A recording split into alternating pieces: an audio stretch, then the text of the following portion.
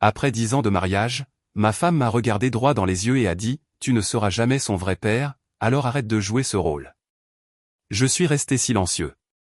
Le lendemain matin, je les ai entendues ricaner toutes les deux dans la cuisine, elle et ma belle-fille, alors j'ai calmement rassemblé mes affaires, mis la maison en vente et laissé un petit mot, « Tu as raison, je ne suis pas son vrai père et vous n'êtes pas ma vraie famille. » Point final. 10 ans de la vie d'un homme anéanti par une seule phrase. 10 ans à préparer les déjeuners, vérifier les devoirs, assister à chaque réunion parents-prof, apprendre à une petite fille à faire du vélo sans les petits trous. Disparu en un instant. Tout s'est terminé mardi dernier. Corinne et moi avons eu une petite dispute à propos de Chloé, notre fille de 17 ans. Elle voulait passer tout un week-end à une fête à 3 heures de route, vers la côte. J'ai dit, non, tu as cours le lendemain.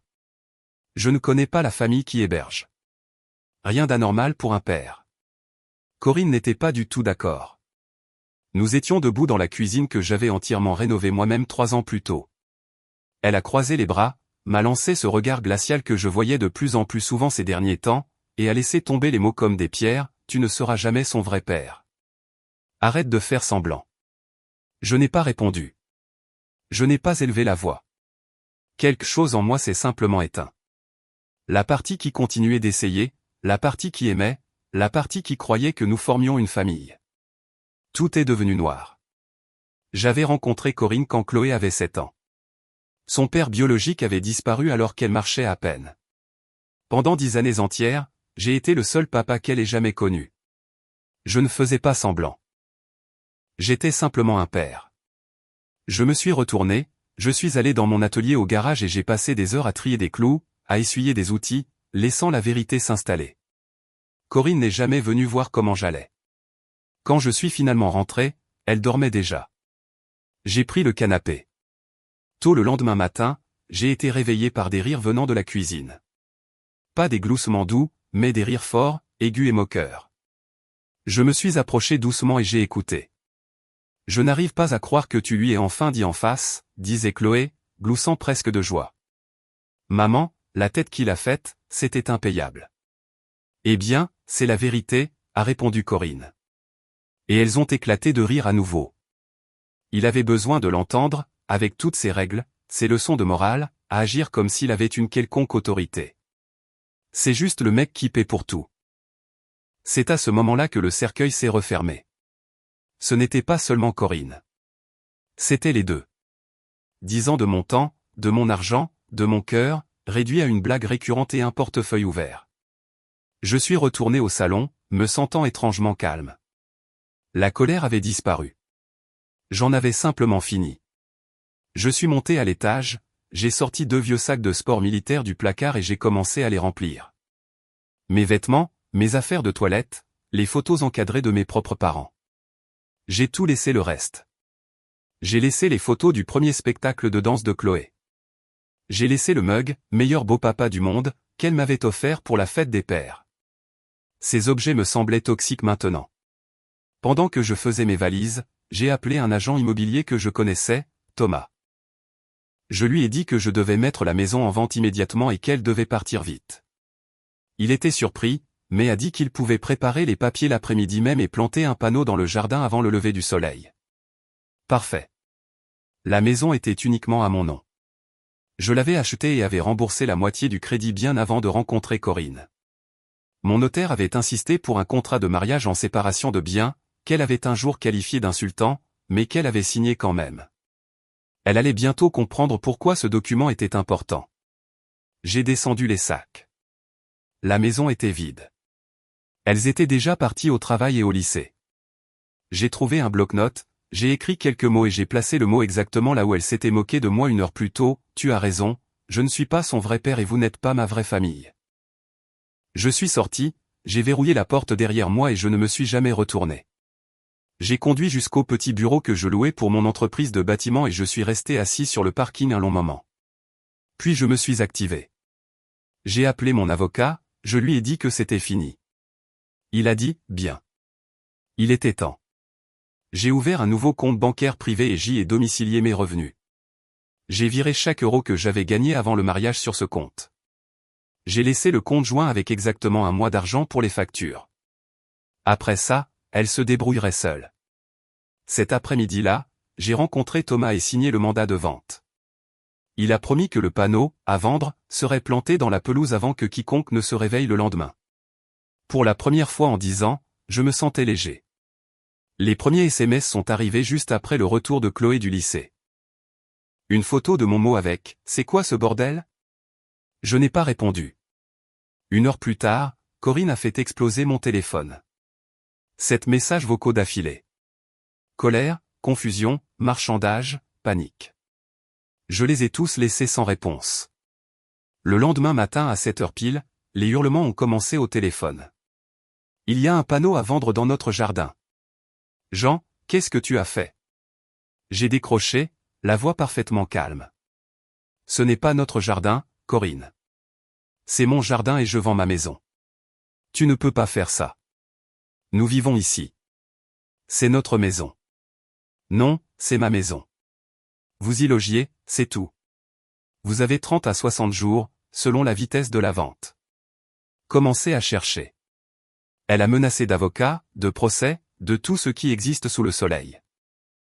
Mais je lui ai dit de demander à son avocat de lire le contrat de mariage, spécifiquement la partie sur les biens propres, et j'ai raccroché, bloqué son numéro, bloqué le numéro de Chloé. Sa mère, Monique, a appelé cet après-midi-là et m'a sorti le couplet du monstre sans cœur qui abandonne sa famille. Je l'ai corrigé. Je n'ai plus de famille là-bas, Monique. J'ai une femme et une adolescente qui ont ri du fait que j'étais un distributeur de billets. J'ai fini de financer la blague. Quelques jours plus tard, un email officiel et épais est arrivé du nouvel avocat de Corinne, exigeant que je retire la maison du marché, que je rétablisse son accès au compte, que je paie ses frais juridiques et que je compense le préjudice moral. De la pure fantaisie. Mon avocat a riposté avec une réponse de 2 pages, le contrat de séparation de biens surligné en jaune et une seule phrase de conclusion, toute nouvelle tentative de réclamer les biens propres de mon client sera passible de sanctions. Les menaces se sont arrêtées net. La maison s'est vendue en 8 jours. Une offre au comptant, 20 000 € au-dessus du prix demandé. Signature finale prévue dans 45 jours. Puis Chloé s'est glissée dans mes messages privés. Pas d'excuses, juste une liste à puces.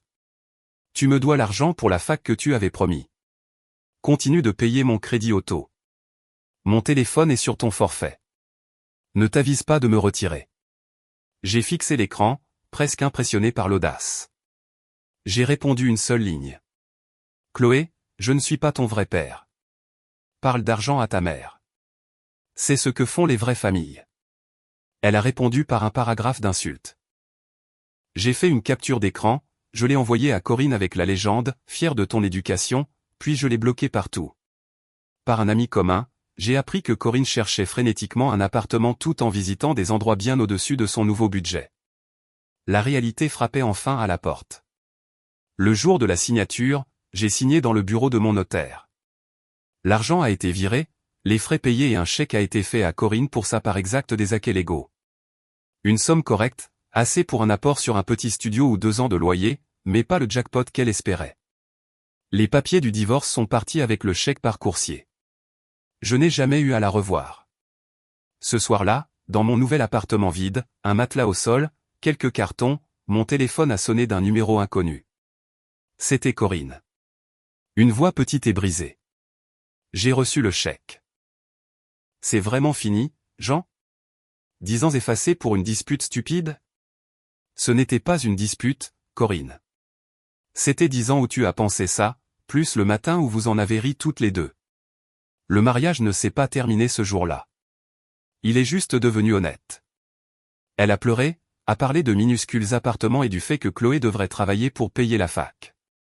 Tu as gâché nos vies. Non, tu as déchiré ton propre filet de sécurité. Adieu.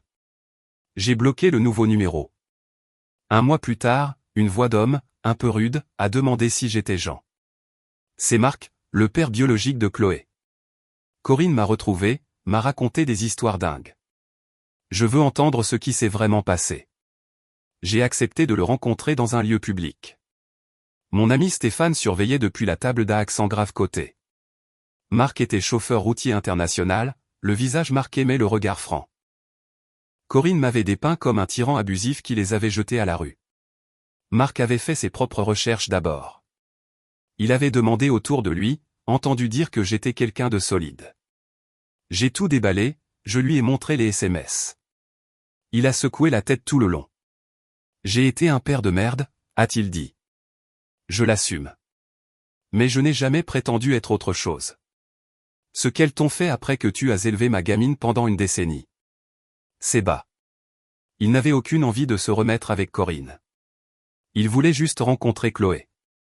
Peut-être lui remettre les idées en place. Une semaine plus tard, il a rappelé. Il a dit que Chloé lui avait hurlé dessus aussi. Elle l'a traité de raté et de faux père. Elle lui a dit de dégager. Même scénario. Nouvelle cible. La dernière tentative de Corinne a été d'essayer de torpiller mon entreprise. Elle a laissé un message vocal hystérique à ma plus grosse cliente, prétendant que j'étais instable et en plein effondrement à cause du divorce. Ma cliente, Diane, m'a appelé elle-même, riant presque. J'ai déjà entendu des ex-femmes aigries, Jean. Continue le chantier. On est bon. Aux dernières nouvelles, Corinne et Chloé partagent un 2 pièces exigu à l'autre bout de la ville. Corinne a pris des gardes de nuit comme serveuse. Chloé retourne des burgers pour économiser pour la fac. Marc lui vire de petits chèques avec un post-it qui dit « Voilà ce qui arrive quand on brûle les gens bien ». J'ai croisé Corinne une fois au supermarché avec un nouveau petit ami. Elle avait l'air vieillie. Nos yeux se sont croisés. Elle a ouvert la bouche comme si elle allait parler. J'ai fait un signe de tête polie et j'ai poussé mon caddie dans l'autre direction. Je n'ai rien ressenti. 6 mois plus tard, le nouveau petit ami, David, a appelé mon bureau. Désespéré, il voulait 5 minutes et une bière. Même histoire, chapitre différent.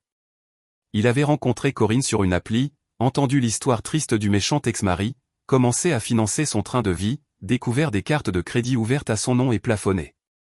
Il avait parlé à Sarah, une amie commune, appris la vérité, et voulait la confirmation qu'il n'était pas fou. Je lui ai dit exactement qui elle est, je lui ai dit que la seule issue était de couper les vivres et de se préparer à la guerre. Il m'a remercié comme un homme qui se noie à qui on tend une corde. Quelques mois après ça, Chloé m'a envoyé un SMS d'un nouveau numéro. Un long message. La première fois qu'elle s'approchait d'une excuse. Elle disait que voir sa mère jouer le même jeu avec David, plus quelques discussions dures avec Marc, lui avait enfin ouvert les yeux. J'ai été horrible avec toi. Tu ne méritais pas ça. Je suis désolé. J'ai pensé à la petite fille de 7 ans qui courait vers la porte quand je rentrais du travail. J'ai répondu, j'apprécie d'entendre ça, Chloé. Je te souhaite le meilleur. C'était suffisant. J'ai vendu l'entreprise l'année dernière. J'ai pris une retraite anticipée, acheté une petite ferme rénovée sur 2 hectares avec un étang. Mon vieux chien court toujours après les écureuils. Je pêche. Je travaille le bois dans l'atelier. Je bois mon café sous le porche et je n'écoute rien d'autre que le vent dans les arbres. Le bruit de fond d'une décennie marchée sur des œufs, prouver ma valeur, mendier un respect élémentaire a enfin disparu. Le silence n'a jamais sonné aussi bien. Certains soirs, je me sers un whisky, je m'assois sous le porche et je souris en pensant à quel point la vie peut être paisible quand on arrête de s'immoler par le feu pour réchauffer les autres. Ça, j'ai appris que c'est le seul projet qui vaille vraiment la peine d'être achevé.